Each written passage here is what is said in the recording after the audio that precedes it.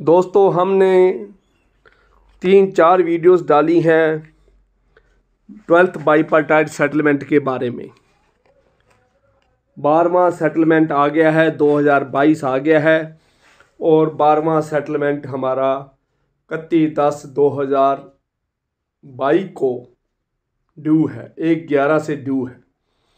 उसके बारे में मैं पहले ही वीडियो डाल चुका हूँ, hunger strike, fast on to death के बारे में और भी बातें मैंने बताई हैं।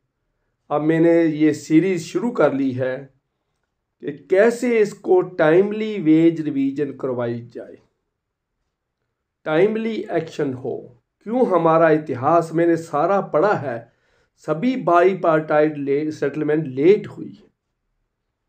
कोई 30 महीने लेट है, कोई 25 महीने लेट है, कोई 22 महीने लेट है, सभी लेट है। No agreement is sign timely. 1 नवंबर 2022 को हमारी वेज रिवीजन ड्यू है, तो 1 नवंबर 2022 को क्यों नहीं हो सकती, मेरे को ये समझ में नहीं आ रहा। हम वही बैंकर हैं जो 2 मिनट में कैश ट्रांजैक्शन करते हैं, 10 मिनट में कार लोन सैंक्शन कर सकते हैं। इतनी बड़ी बड़ी करोड़ों अरबों रुपए की कंपनी को हफ्ते के अंदर लोन सैंक्शन कर देते हैं। इतनी बड़ी कंपनी की बैलेंस शीट की हम स्टडी कर लेते हैं, हमारा फील्ड अफसर सारी स्टडी करके उसको लोन सैंक्शन कर देता है। तो एक ही दिन में 50-50 सेविंग बैंक के अकाउंट एक ब्रांच खोल देती है। तो क्या हम अपना काम नहीं कर सकते? क्या हम उसको टाइमली वेज रिवीजन नहीं कर सकते? क्या जो पिछली वेज रिवीजन में हमारे को प्रॉब्लम्स आई थी, जो आईबीए ने पिछली वेज रिवीजन में मीटिंग को लेट करने के लिए बहाने बनाए थे या दलीलें दी थी, क्या हम उसको पहले ही कंसिडर नहीं कर सकते? तो इसके ऊपर हमने बातें करनी है, क्योंकि जब 5 डे वीक की बात करते हैं तो आईबीए कहता है जी हमें गवर्नमेंट की क्लियरेंस चाहिए। जब वर्किंग आवर्स की बात करते हैं 10 बजे से इसको थोड़ा लेट किया जाए या लंच टाइम ब्रेक को फिर लागू किया जाए, तो वो कहते हैं इसके लिए आरबीआई की कंसेंट चाहिए, उसके लिए टाइम चाहिए। जब कोई हम और बात करते हैं तो फिर लेबर कमिश्नर की बात आ जाती है, लेबर एक्ट की अमेंड करने की बात करते हैं। तो किसी ना किसी तरीके से जब छुट्टियों की बात करते हैं तो गवर्नमेंट नेगोशिएबल इंस्ट्रूमेंट एक्ट की बात आ जाती है। इसी तरह से बैंक एक उलझन में पड़ा हुआ है।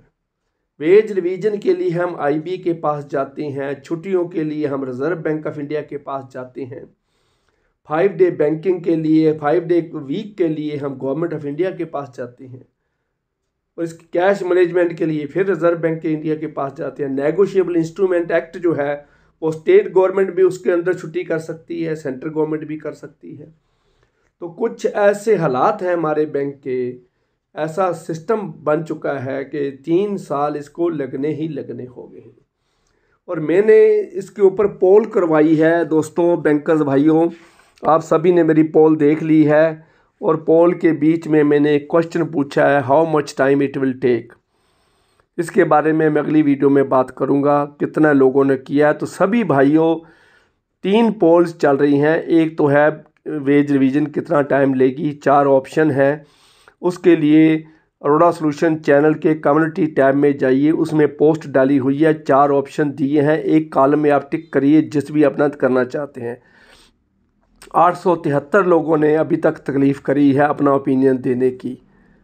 हम इतने ढीले हैं, हम इतने स्लो चल रहे हैं, हम हंगर स्ट्राइक कैसे करेंगे? हम पोल में हम टिक नहीं कर सकते। तो ये देखिए इतना हमारी पोजीशन है। तो आज हम बात कर रहे हैं इसको कैसे टाइमली वेज रिवीजन करा जाए और कैसे पेंशन रिवीजन और बाईपार्टाइट सेटलमेंट दोनों इकट्ठी ही करी जाए। तो उसके लिए मैंने 8 पॉइंट स्ट्रैटेजी तैयार करी है।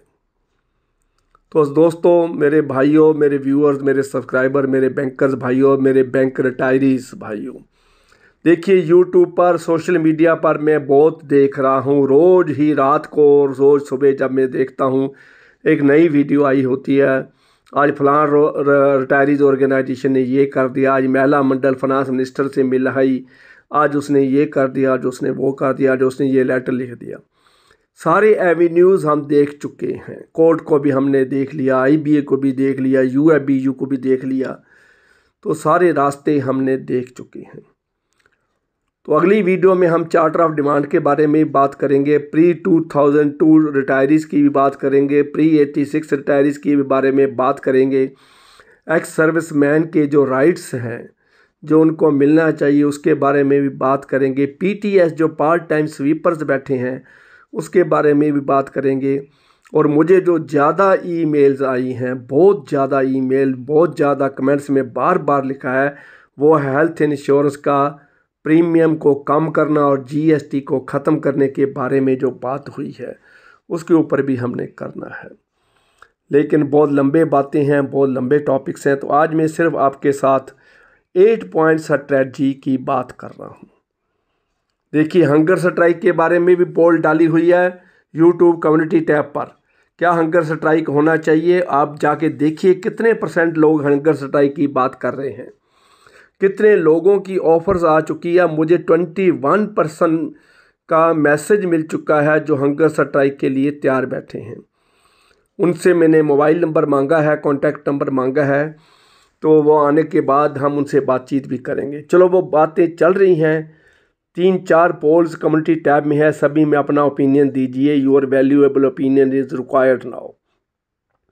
तो आज हम 8 पॉइंट स्ट्रेटजी की बात करते हैं, कैसे हम, क्या स्ट्रेटजी बनाई जाए कि हम आगे टाइमली वेज रिवीजन 1 नवंबर 2022 को, जो 27 नवंबर 2022 को सैलरी पड़ेगी वो नई सैलरी होनी चाहिए, और 27 नवंबर 2022 को जो पेंशन पड़ेगी वो नई पेंशन होनी चाहिए।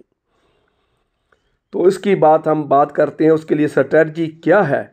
सबसे पहले तो काम यही है कि all retirees and serving bankers दोनों ही दुखी हैं। देखिए, 3 साल बंदर बंदरी का खेल चलता रहा है।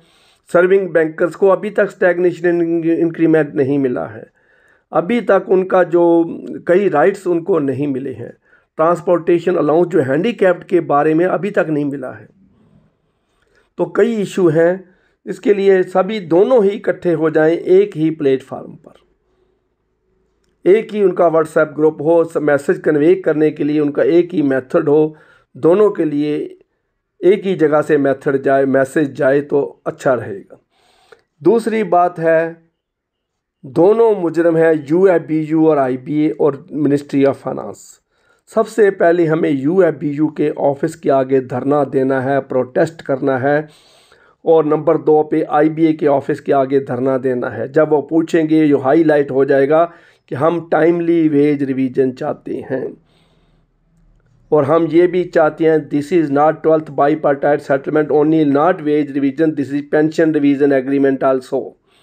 30 साल से पेंशन रिवीजन नहीं हुई है भाइयों, तो उसका जो भी है पेंशन रिवीजन का भी एग्रीमेंट होना चाहिए। तीसरी स्ट्रेटजी ये करनी है, प्रोटेस्ट बिफोर IBA ऑफिस, ये भी हो गया। नंबर 4 पे है ट्विटर कैंपेन। सोशल मीडिया पर, इंस्टाग्राम पर, सोशल मीडिया पर अगर हम कैंपेन चलाएं, सर्विंग बैंकर्स और रिटायर्ड बैंकर्स दोनों ही के UABU के बारे में लिखें, उसमें IBA के बारे में लिखें, और गवर्नमेंट ऑफ इंडिया का जो एटीट्यूड है बैंकर्स के बारे में उसके बारे में लिखते जाएं, ताकि पब्लिक सिंपथी भी हमारे साथ हो जाए, पब्लिक को भी हमारी प्रॉब्लम्स का पता चल जाए कि हम कितने नाराज़ हैं, हम कितने दुखी हैं, हमारी कोई सुनवाई नहीं हो रही है, कितने बरसों से हमारा छोटा सा काम पेंडिंग पड़ा हुआ है जो अभी तक किसी रिज़ल्ट पर हम नहीं पहुंचे हैं।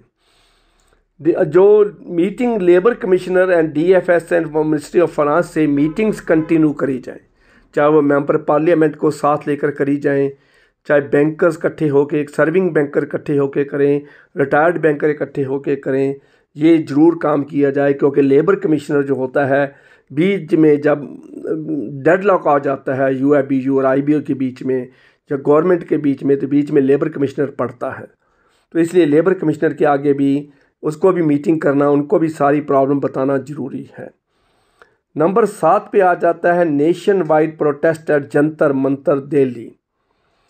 महीने में एक बार 2 घंटे का प्रोटेस्ट 1 नवंबर 17 तक हमने करना है ताकि हमारा इशू नेशनल इशू बन जाए और जंतर मंतर न्यू दिल्ली पर जब बैठेंगे तो उनको ये पता चल जाए, सरकार को पता चल जाए, आईबीए को पता चल जाए, यूएफबीयू को पता चल जाए, सुप्रीम कोर्ट को ये पता चल ये कोई मुद्दा है, ये भी कोई इशू है। बैंकर्स की पेंशन रिवीजन 30 साल से नहीं हुई है, तो ये सारा नाराजगी का मामला है।